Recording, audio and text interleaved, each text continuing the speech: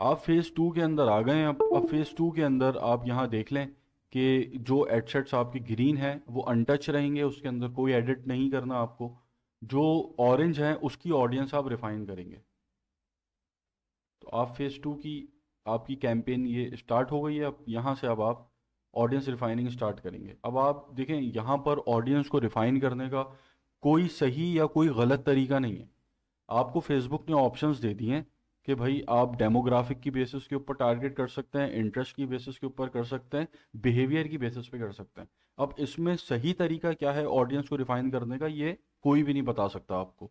ये आपको पता चलेगा टेस्ट करने से। कि जैसे आपने यहाँ पर गिफ्ट सेलेक्ट किया था, एक प्राइमरी इंटरेस्ट, उसके बाद आपने उसको फर्दर रिफाइन किया डिफाइन फर्दर पे जाकर लैंप डाल के।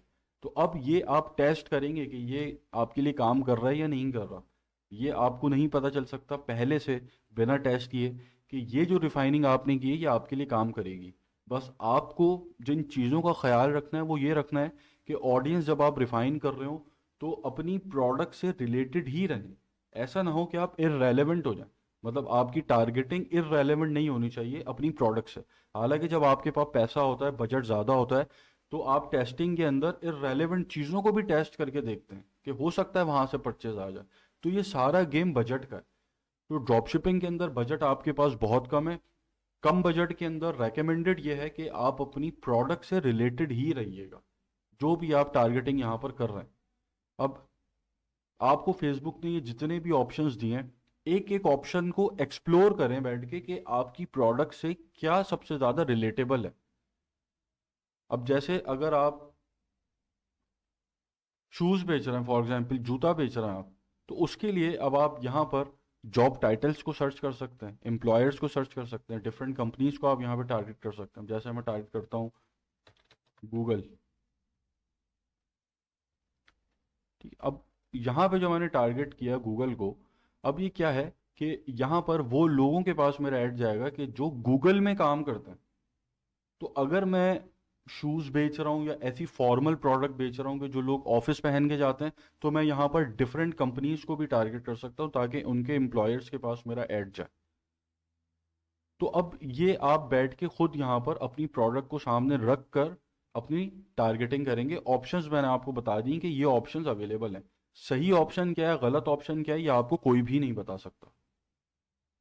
तो आप अपनी प्रोडक्ट को पर सामने रखें, डेमोग्राफिक के अंदर एक एक के अंदर जाकर घुसें और सोचें कि आपकी प्रोडक्ट कौन खरीद सकता है। तो ऑडियंस रिफाइनिंग आप ऐसे ही करेंगे। तो यहाँ पर आप आपके जो एडसेट हैं वो तीन एडसेट हैं कि जिनको आप रिफाइन कर रहे हैं। तो अब यहाँ आप इ- इसकी रिफाइनिंग करेंगे। एडसेट आपका वही रहेगा जो आपका था वीडियो नंबर 3, इसके अंदर कोई चेंज नहीं आएगा। ठीक है। तो ये जो आपकी कैंपेन चलेगी, अब ये कैंपेन आपकी चलेगी 3 दिन तक। इस कैंपेन का जो आप चलाएंगे वो चलाएंगे 3 डेज। तो अभी तक यहाँ तक आपके 11 दिन पूरे हो गए और यहाँ पर आप 3 दिन चलाएंगे। अच्छा, कैंपेन को जब आप पब्लिश कर देंगे, चलिए हम इसको पब्लिश कर देते हैं। जब आपकी कैंपेन पब्लिश हो जाएगी तो फिर पब्लिश होने के बाद आप ए बी टेस्ट के अंदर आएंगे।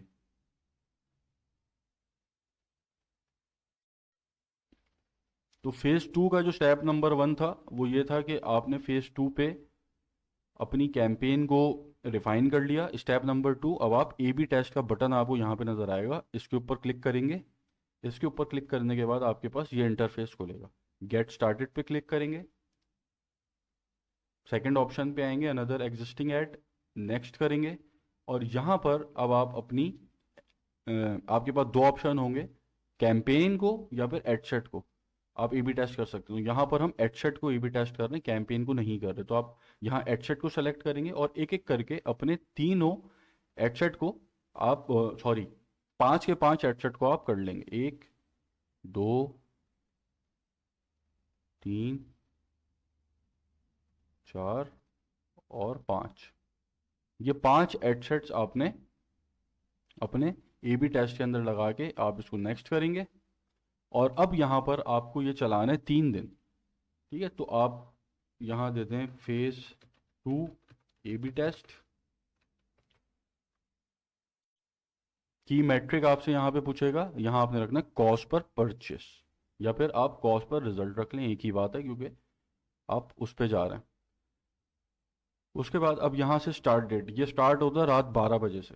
तो रेकमेंड मैंने आपको यही किया है कि अपनी कैंपेन आपने रात में 8 या 9 बजे के करीब चलानी है, ताकि 12 बजे से फिर आपकी स्टार्ट हो सही से कैंपेन। तो यहाँ पर आप अपनी जो डेट है उसको सेलेक्ट कर लेंगे कि जैसे आज से आपने स्टार्ट किया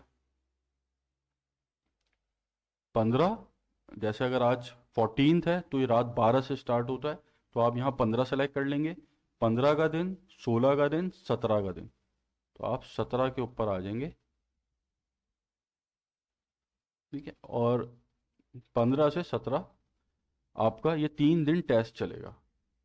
इसको आप ऑफ रख दीजिएगा कि यहाँ पे पूछ रहा है कि अगर आप टेस्ट को एंड कर दें कि अगर विनर फाउंड हो जाए, तो आपने ऐसा नहीं करना, इसको आपने ऑफ रखना है।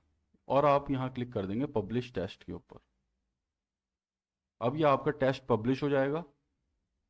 तो आपका ये टेस्ट जब 3 दिन चल जाएगा तो फिर ये आपको विनर बताएगा, जो कि आप एक्सपेरिमेंट्स के टैब के अंदर आकर देखेंगे, जो हमने इनिशियल सेशंस के अंदर डिस्कस किया था। मैं आपको उसका ए बी टेस्ट का एक सैम्पल दिखा भी दूंगा, एक रियल कैंपेन का। तो आप एक्सपेरिमेंट्स के ऊपर जाएंगे तो वहाँ आपको फिर ये बता देगा कि 3 दिनों के अंदर ये जो आपके एडसेट्स हैं इसमें से कौन सा एडसेट विनर है, या आपको फेसबुक बता देगी कौन सा एडसेट विनर है इसमें आपका। तो वो जो विनर्स होते हैं, फिर अभी मैं आता हूँ एनालिसिस के ऊपर इसके, तो फिर मैं डिस्कस करता हूँ। तो ये आपका है फेज़ 2, ये फेज़ 2 चलेगा 3 दिन। तो अभी तक आपने 7,500 मल्टीप्लाई बाय 3 डेज, तो ये आप 22,500 और इसके ऊपर स्पेंड करेंगे। तो अभी तक की आपकी जो स्पेंडिंग हो गई है अराउंड 1,22,500, इतना अभी आप स्पेंड कर चुके हैं। और आपके जो डेज गुजर चुके हैं वो 14 दिन गुजर चुके हैं। देखें, इतनी जो हम स्टेप बाय स्टेप इसके अंदर आगे बढ़ रहे हैं, उसका पर्पस ये है कि हम ड्रॉप शिपिंग कर रहे हैं, और ड्रॉप शिपिंग के अंदर आप एक प्रोडक्ट बेचें या एक दिन में 500 प्रोडक्ट बेचें, कोई फ़र्क नहीं पड़ता। तो इसीलिए यहाँ पर हमें ह्यूज लेवल पर स्केल करना है। तो इसलिए हम इस तरीके से आगे बढ़ रहे हैं। जब आप लोकल ई कॉमर्स में काम करेंगे, लोकल मार्केट के ऊपर, तो वहाँ की स्ट्रेटजी बिल्कुल डिफरेंट होगी। वहाँ पर आप इस तरीके से आगे नहीं बढ़ेंगे, वहाँ मैं आपको डिफरेंट स्ट्रेटजी बताऊंगा जहाँ आप काम करेंगे, क्योंकि वहाँ जो आप काम कर रहे हैं वो स्टॉक की बेसिस पे काम कर रहे हैं। तो आपको इतने ऑर्डर नहीं लेने के, आपके पास पीछे स्टॉक ही नहीं है। तो यहाँ पर जो अभी ये जो स्ट्रेटजी चल रही है, इसके अंदर आपको बेतहाशा ऑर्डर लेना है, जितने ऑर्डर्स लेना चाहें आप इसके अंदर ऑर्डर लेंगे। लेकिन यहाँ पर जो आपका कंस्ट्रेंट है वो ये है कि आपको अपनी जो कैश फ्लो है बस उसको मैनेज करते हुए आगे बढ़ना है, क्योंकि स्केलिंग भी आप कैश फ्लो मैनेज करते हुए आगे बढ़ेंगे। तो इसलिए यहाँ पर स्टेप बाय स्टेप हम इसीलिए बढ़ रहे हैं कि हमें स्केल करना है नेक्स्ट लेवल के ऊपर।